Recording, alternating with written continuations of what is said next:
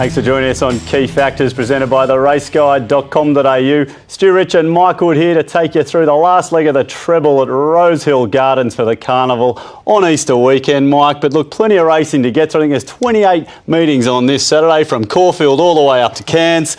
Look, it's Sydney that we're going to be focusing on, which is the Race Guide is what we do. It's Stakes Day. We've got a bit of a nice feel out there this week after all the hoopla last week of Golden Slipper, but wasn't it fantastic? Yeah, it was a great weekend last weekend. A huge weekend for Rosehill Gardens. Just a bit more chilled out this weekend, isn't it? Sure is, yeah. Stakes Day, sandwiched in between the Golden Slipper and the Championships just around the corner. I can't believe it. The Doncaster Prelude coming up. That's a lead into the Doncaster, the Emancipation, leading into the Queen of the Turf. The feature, the Tancred Stakes over 2,400 metres.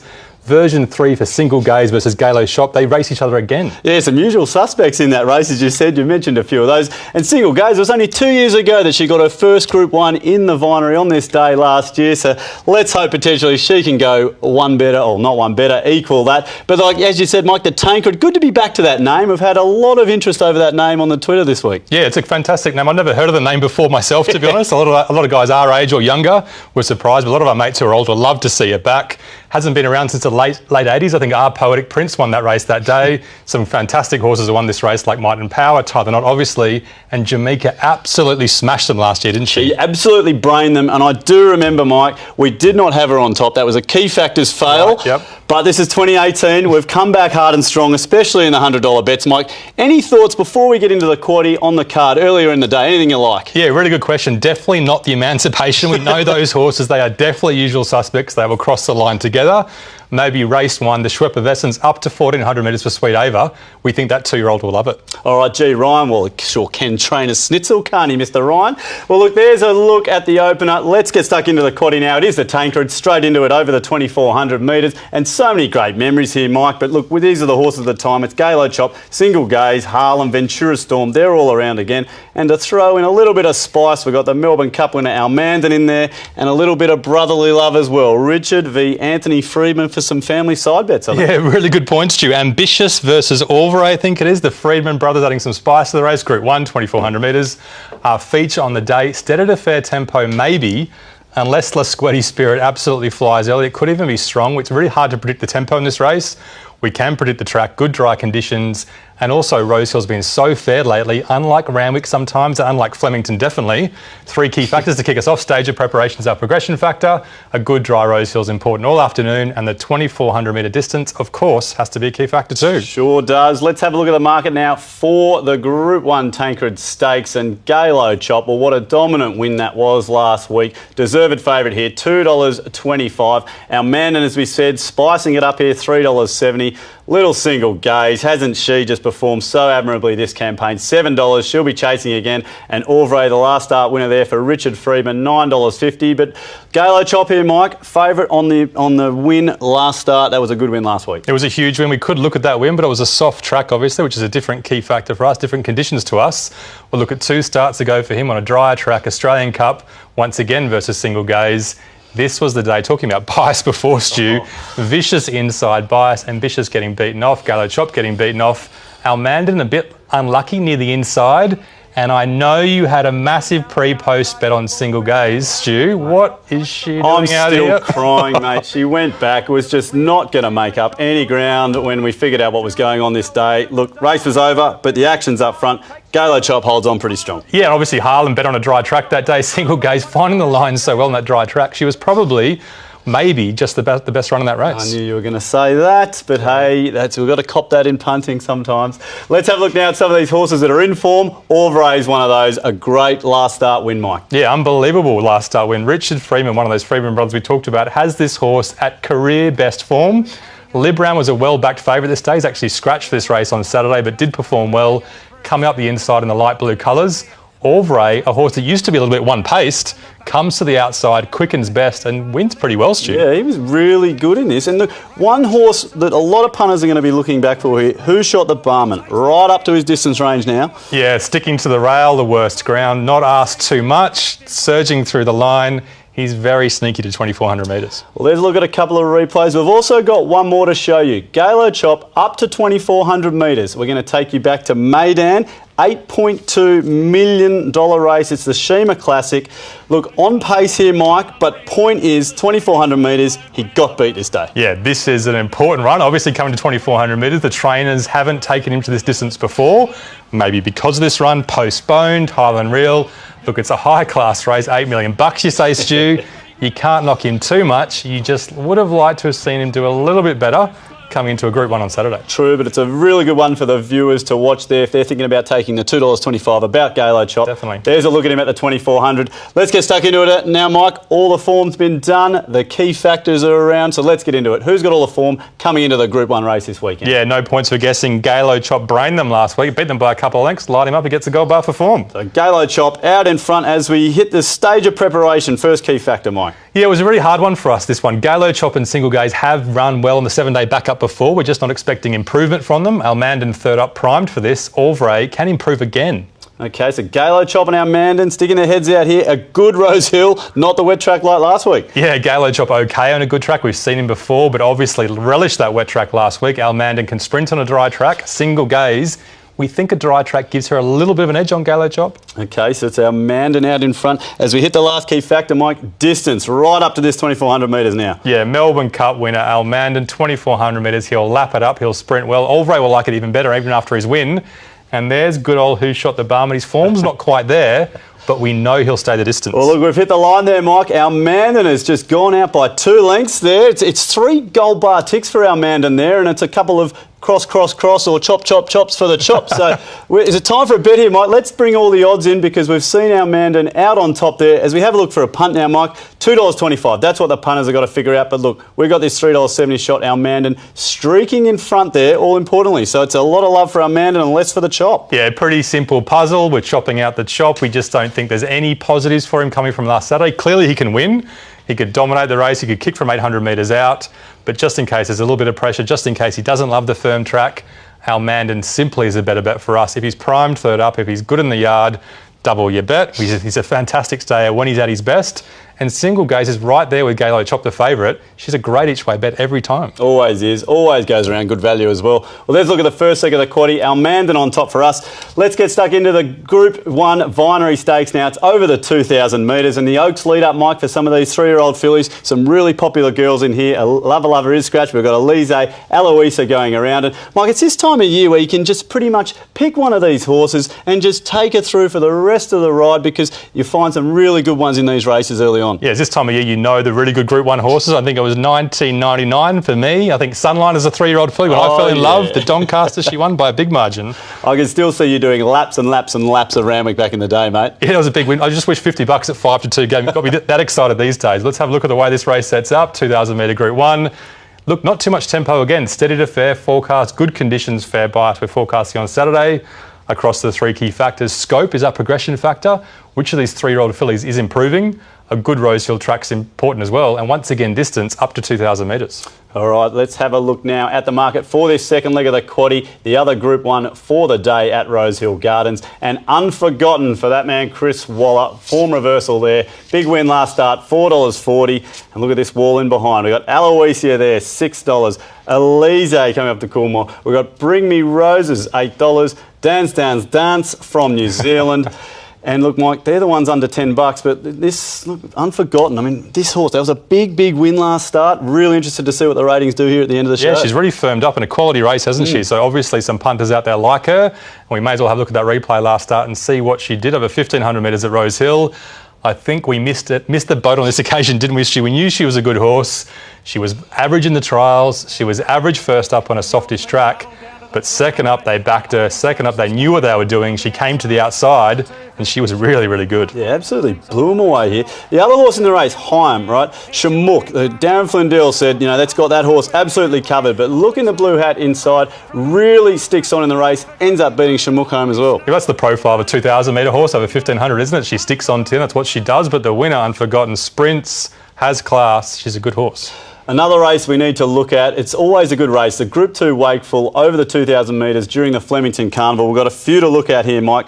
Rimram, Higham, Bring Me Roses and Miss Admiration. And the one that is on the rail right at the back is Lover Lover, who's been scratched from this race, who's the eventual winner. Yeah, we picked this replay because Lover Lover's run was so big, didn't we? And Bring Me Roses is the one out wide. in the yellow sleeves, I think. She was wide, no cover, pretty much the whole way, so you could forgive that run. The thing about Rim Ram and High Am is they've got similar names, don't they? Sure. But they've got very, very similar form, not too far behind Lover Lover, obviously.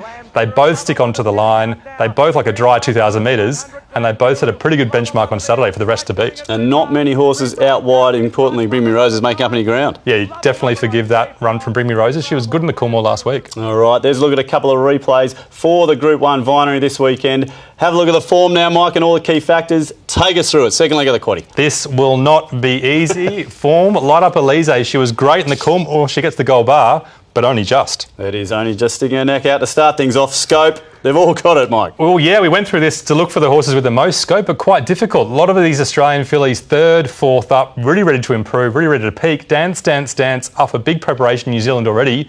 Maybe not as much scope. A lot of gold, and all importantly, they're all together. Is a good Rosehill going to help us a little bit more? Yeah, obviously Unforgotten likes it. We could have given her a gold bar, but she obviously had it last start, so we're not going to give her a kicker for that. Torval's never seen a dry Rosehill track. She seems like the type that'll like it.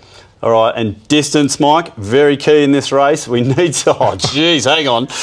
Yeah, Eloisa, Bring Me Roses, they'll be sticking on. Unforgotten, she's a strong type, straight to 2,000 metres, a bit of a risk. Elise, she can peak on her run. She's a fantastic sprinter, but will she peak on Saturday? And Torval, I think the trainer was talking about a bit of a question as well.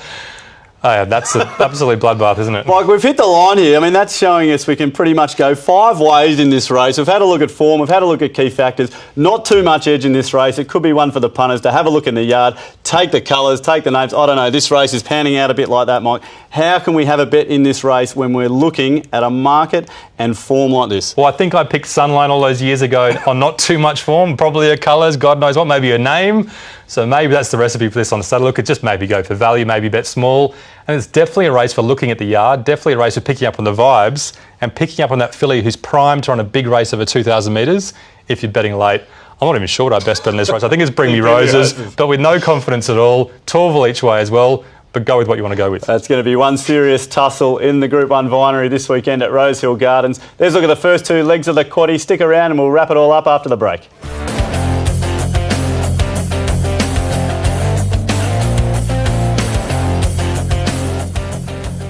Welcome back to Key Factors, presented by theraceguide.com.au. We're up to the 3rd leg of the quaddie this weekend at Rosehill Gardens, and it's the last chance saloon into the Doncaster. The Doncaster pre-did over the 1,500 metres, and Mike, we've got a little bit of Walla magic on show here. He's got Sellerman. 13 runs he's been up since last September, now gunning for a Doncaster start. He's got Montauk dropping back from 2,400. If anyone can do it, that man Waller can. He's a freak. How does he do this with these horses? Oh, he's a fantastic trainer. He's a magician, isn't he? If I knew what he did, I wouldn't be tipping. I'd be training those hundreds of horses he's got out there at Rosehill Gardens. One of the best trainers. So lucky to have him here in Australia. Yeah. Let's have a look at the way the Doncaster Prelude sets up and see which of these horses can get into the big one in a couple of weeks' time. Group 3 leading into the Group 1, 1,500 metres. A fair tempo, a couple of on paces drawn out wide, so it should be honest early. Good 3 and a fair bias we talked about. We hope it should be fair on Saturday. Across the 3 key factors, we're playing good Rosehill. We're playing position and run because there are some drawn wide, like we said, and the 1,500 metre distance too. Let's have a look now at the market for the 3rd leg of the quaddie this weekend, and Seller Man for that man, Chris Waller, is favourite here. $4.20 coming off the run in the Ajax. Into Lockett, second up, $5 there. Ratapole, more form behind with Seller Man there. Mr. Seawolf coming off the Newcastle Newmarket. Ecuador, Mike, some really good money here. Opened $16, crunched into $9 with the tab off the 2 trials. Yeah, he's a good horse, isn't he, first up? We should have looked at him in a replay because he should be primed to run first up on. So let's have a look at a couple of replays. And there's one obvious one we've got to look at. Rosehill, 1,500 metres, dry track, Group 2, with a few of these runners coming through to Saturday. Ratapole on pace, fighting on pretty well. Kingsguard not too far away. But Sellerman, what was his 13th start, his 12th start, you said, Stu? I didn't think he was going to go that well. But he went enormous. He did go enormous. Cops a little bit of a check just coming up here too. But look, out wide you got coming through and Tom Melbourne. This is serious Group 2 form here, Mike. Yeah, fantastic form, Tom Melbourne. We don't need to say anything else, do we? We know where he finishes. But yeah, Sellerman right near some really solid horses there. Ratapole good. And like we said, Kingsguard, not a bad run too. Yeah, it's a good point. Let's have a look now at one of the other Doncaster traditional lead-ups, Mike. It's the Newcastle Newmarket, the Group 3. We've got a few horses to look at here. Mr. Seawolf, we've got Shiraz, Spectroscope, Dutra Valentinois and Sound Proposition in the race. Mike, we've got a few. Oh, yeah, I think a few horses, but I'm going to go negative on this race, Stu, because I just don't think this is the form line coming into Saturday. Lanciato comes from an impossible position, absolutely gives them windburn, which means I don't think any of these horses can win on Saturday. Mr. Seawolf sticks on, Shiraz sprints well, but he tends to peak over his distance range.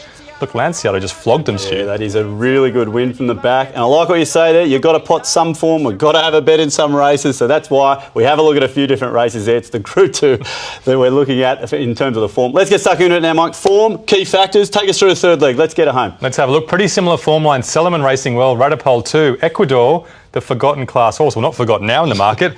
Light him up for a gold bar as well. He's one of the three there that are on top as we hit key factors. Good Rosehill, all important this weekend. Yeah, most of the favourites fine. They should enjoy the good Rosehill conditions. Mr. Seawolf, the Waller runner, will like a wet Doncaster if he gets into the race. A dry, firm Rosie, maybe not quite as good. All right, still nothing between them there. What about position in run? Does this help us? Yeah, not too complex, this one. Just simply the horses that are drawn well to get a cushy run.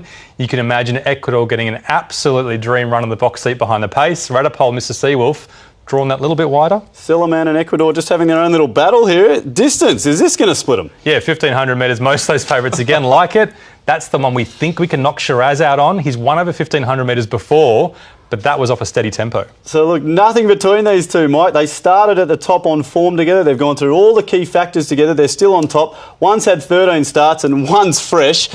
Oh, mate, this is getting interesting here. And you've got 5. We're going to have a look now at... We're trying to have a bet here, Mike. We've got anything at value because these two here, I mean, we've got Sellerman $4.20 and Ecuador $9. I'm starting to feel that you're warming a little bit to some value here. Yeah, I think Ecuador is definitely a player. I think the money's already come. I wish some of it was mine. And there's a few each way players down the card there as well. Look, they're all in pairs, aren't they? They're going to cross the line holding hands together. 2, 2, 2, 2, 2. Choosing out of one of the top two, Ecuador's the one for us. Solid each way, box seat. Waterhouse will have him absolutely primed for this race on Saturday. Don't doubt that. He'll be sticking on late. And Kingsguard at the lightweight, he's forgotten about at those odds. You don't usually miss out on such an early price bet too, Mike. I missed that one on Wednesday. I must have been busy. I don't know what I was doing. Well, let's wrap it up now. It's the last leg of the quaddie, Mike, and a little bit of poetry the other week. It was Osborne Bulls that we said was just going to smash the line. He looks good. He looks so good to me this weekend, Mike. A little bit of money's come there today. I'm really keen to have a bet. I'm really keen to see what you're going to have him in the key factors later on. A lot of mates texting us, talking about this horse. They want to see how he's going to go. He just stands off the form page, doesn't he? And geez, he was unlucky last out. We'll have a look at that in a second. 1,400 metres, race 9, the fourth leg of the quaddie, benchmark 93. Fairly steady tempo again, not too much tempo here. Good conditions and a fair bias, we hope, on Saturday. Across the 3 key factors, we're playing scope. There's 3 particular horses with big upside in this race. Good Rosehill and distance again. Let's have a look at the market now. This last leg of the quaddie, Mike. We've got to get home with a win. Osborne Bulls into $2.90 there. Absolutely charged home late. Some would say not much luck at Kembla there. We've got Beau Guest, the stablemate, $5 off a nice first up run as well. Stonebrook, who was against Osborne Bulls there, $6. Up and rolling 8. Tribal Wisdom finish off well last start, but the Raging Bull here, Mike, a little bit of money's come and, well, more might come before Saturday. I was on him first up and I would have backed him second up, but I missed the race and I'm kind of glad I missed the race. Let's have a look at how he went second up, Osborne Bulls. I think he was a short price favourite, inside barrier, back on the inside. Look, just no luck. And his real strength is surging late, so you watch what he does late. Stonebrook for Waterhouse, really solid on pace. He'll like the 1,400 metres on Saturday, but it's all about the Godolphin horse this replay, Stu. Yeah, and from the minute it jumped, we just thought, oh, why such the negative ride, Mike? Why? Why do they do it? Well, I'm not sure. I don't know. I guess third up, he's getting primed for third up. Just a little bit unlucky as well. He comes to the outside. You know what this horse is going to do. Yeah. When he is clear, he absolutely smashes the line, but the jockey's not that interested, throttles down. He wasn't going to win anyway. Watch out on Saturday. All right, the next race we're going to have a look at, we've got a few here. Tribal Wisdom, Up and Rolling, and Invincible Night. This is at Rosehill, over the 1,350 metres on the good track, Mike. Yeah, Peacock just pulled their pants on this day, didn't he? Sort of stacked them up and put a big sprint in. Look, we thought Tribal Wisdom, the big, powerful grey, was going to enjoy a dry Rosehill Gardens, and he definitely did. Up and Rolling, what is Waller doing with this horse? He's a tough 1,800 metre plus type. He's sort of stuck on this day, but was out sprinted, and he's at the same distance range again on Saturday. That's a big surprise for us. Yeah, you've mentioned that a few times on this show. Well, look, you can't argue with that man, Chris. Well, I'm pretty sure he knows what he's going to do with that. With well, let's see who's going to come out on top there. Come the weekend, Mike.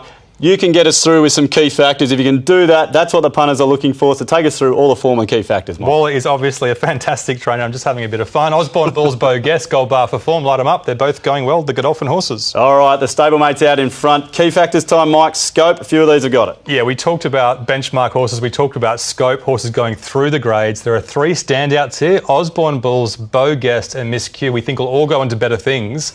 They get a big gold bar for scope. All right, and they're running along out in front, the stablemates. Good Rosehill. Yeah, 3 horses once again. Tribal Wisdom we just talked about. Miss Q, when the rain came, she was a lay last Saturday. She's a big back this Saturday. Special Missile likes to dry Rosehill on pace as well. Okay, Miss Q levelling up to the boys in blue and distance. Well, you've alluded to it, Mike. One of them likes it. Yeah, I think most people at home will be wondering why Osborne Bulls wasn't in front yet. The 1400 metres, he's been crying out for it. He's been waiting for it. We've been waiting for it. He's going to absolutely love it. He's going to smash the line. You've said this horse is just one that loves to do that.